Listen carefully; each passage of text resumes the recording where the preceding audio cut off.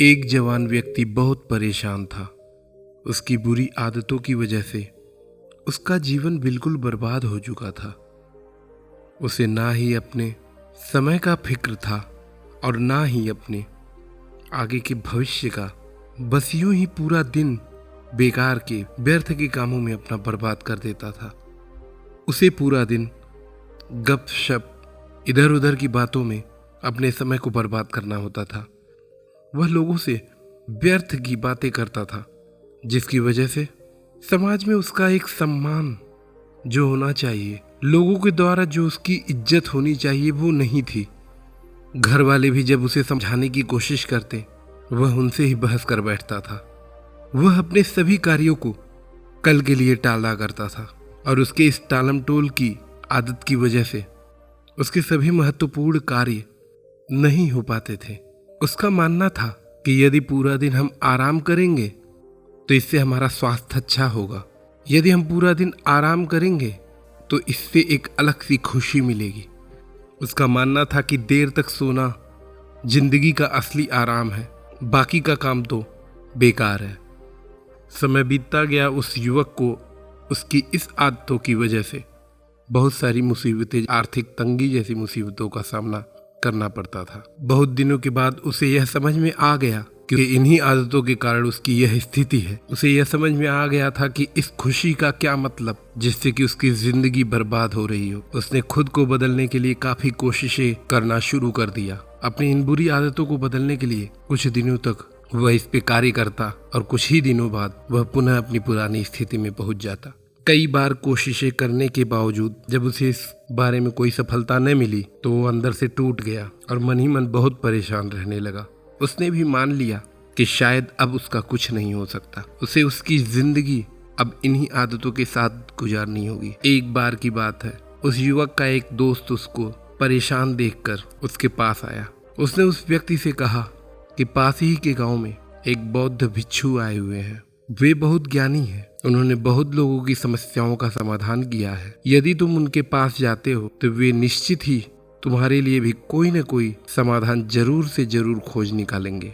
अगले दिन वह युवक अपने उस दोस्त की बातों में आकर बौद्ध भिक्षु के कुटिया में जा पहुंचा। वहां की स्वच्छता व शांति को देखकर उस युवक का मन बिल्कुल शांत हो गया। उस युवक ने अंदर ही अंदर महसूस किया कि उसने अभी तक जिस आराम को अपनी शान शौकत समझता था, वास्तव में तो वह आराम इस शांति के आगे कुछ भी नहीं। बौद्ध भिक्षु साधना में बैठे हुए थे। वह युवक उनके सामने बैठ गया और उनकी साधना का पूर्ण होने का इंतजार करने लगा। साधना पूर्ण होते ही भिक्षु ने उस युवक से वहां आने का प्रयोजन पूछा। युवक ने अपनी पूरी समस्या बौद्ध भिक्षु से बताई। बौद्ध भिक्षु ने उसकी पूरी समस्या सुनने के बाद कहा कि ये आदतें तुम्हारे अंदर जड़ बना चुकी हैं और तुम इन्हें बस कुछ ही क्षण में मिटाना चाहते हो, जो कि संभव नहीं है। तुम इन आदतों को छोड़ने की कोशिश तो करते हो, लेकिन जैसे ही तुम्हारे उम्मीद से परे परिणाम मिलना शुरू होता है, तुम उन आदतों को दोबारा से अपनी रोज की दिनचर्या में लाना शुरू कर देते हो। तुम्हारी इस समस्या का समाधान तो हो सकता है, लेकिन इसके लिए तुम्हें समय देना होगा। और याद रखना कि बुरी आदतों को छोड़ने के लिए अच्छी आदतों का समावेश करना पड़ता है। फिर भिक्षु ने बोला, मैं आज तुम्हें ऐसी 5 आदतों के बारे में बता रहा हूं जिन्हें तुम अपनी जिंदगी में अपनाकर उन बुरी आदतों को अपनी जिंदगी से हटा सकते हो। युवक ने बड़ी जिज्ञासा से बौद्ध भिक्षु से उन 5 आदतों के बारे में पूछा। बौद्ध भिक्षु ने कहा, पहली आदत जो तुम्हारी दिनचर्या शुरू होने से ही शुरू हो जाती है, वो है ध्यान। तुम अपने दैनिक कार्यों से निमित्त होकर रोजाना ध्यान में अपने आप को केंद्रित करो। रोजाना ध्यान करने से तुम्हारा उन कार्यों पे मन लगेगा जिन कार्यों पे तुम्हारा मन विचलित होता था। ध्यान लगाने से तुम किसी कार्य को लंबे समय तक करने के लिए सक्षम हो पाओगे। ध्यान लगाने से मन से बुरे विचारों का निकलना शुरू हो जाता है। ध्यान लगाने से आसपास की निगेटिव ऊर्जाएं, मन से निगेटिव थॉट्स, ये सब दूर होने लगते हैं। इसलिए अपनी पहली आदत में ध्यान लगाना शुरू कर दो। बौद्ध भिक्षु ने दूसरी आदत के बारे में बताते हुए कहा, तुम अपनी रोज की रोज कार्यों का निर्धारण पहले से ही कर लो।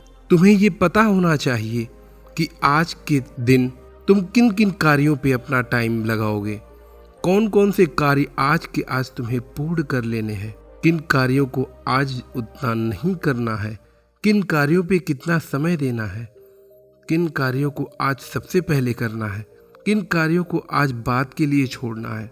ये सब पहले से ही निर्धारित होना चाहिए। और यदि तुम इन आदतों को अपनी लाइफ में शामिल करते हो तो निश्चित रूप से तुम्हारा बहुत सारा समय बचेगा, तुम्हारा समय बर्बाद नहीं होगा।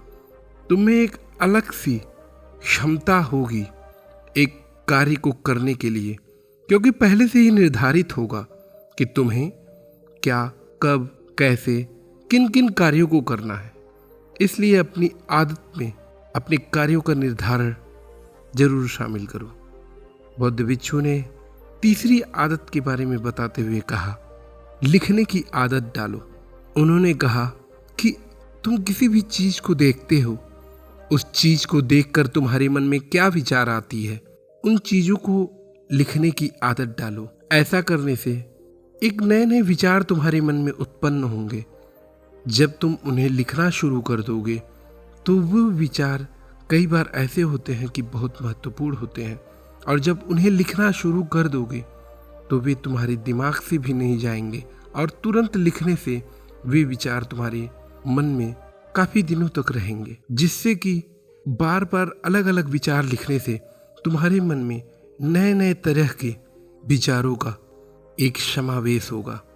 और ऐसा करने से धीरे धीरे तुम पाओगे कि शुरू से और कुछ दिन बीतने के बाद तुम्हारे विचारों में काफ़ी परिवर्तन आ चुका होगा। तुम्हारे विचार और एक अच्छे सामाजिक लोगों के विचारों में काफ़ी समानता आने लगेगी। इसलिए अपनी आदतों में लिखने का भी आदत जरूर शामिल करो। बौद्ध भिक्षु ने चौथे आदत के बारे में बताते हुए कहा, अच्छी अच्छी किताबों को पढ़ो। उन्होंने कहा कि एक लेखक किसी किताब को लिखने में अपने जीवन के संपूर्ण अनुभवों को उस किताब में पिरो देता है, और यदि हम अपने जीवन के अनुभवों से सीखने की कोशिश करेंगे तो निश्चित रूप से कई सारे अनुभव हैं जिनके बारे में हमें पता नहीं होगा। लेकिन यदि हम अलग अलग तरह की किताब पढ़ेंगे तो अलग अलग तरह के अनुभवों के बारे में हमें पता चलेगा। इसलिए हमारे आदत में ये जरूर शामिल करना चाहिए कि हम कई सारे लोगों के लिखे हुए किताबों को शामिल करें। और बौद्ध भिक्षु ने पांचवा और सबसे महत्वपूर्ण आदत के बारे में बताया, भगवान को धन्यवाद देना।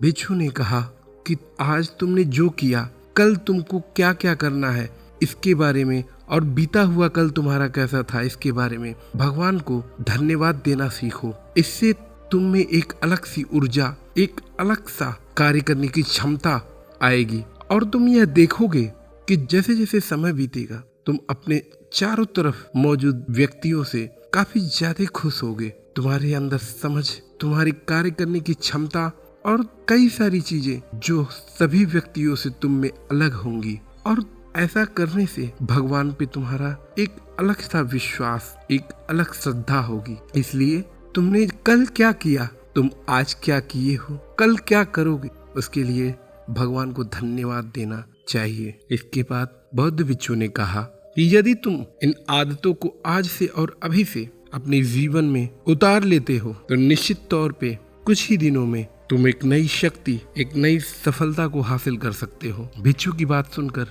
वह युवक समझ गया था कि उसे क्या करना है, और उसने अपनी लाइफ में उस चीजों को शामिल किया और अपने जीवन को उन बुरी आदतों से बचाकर एक नई ऊर्जावान आदतों के साथ आगे बढ़ाया।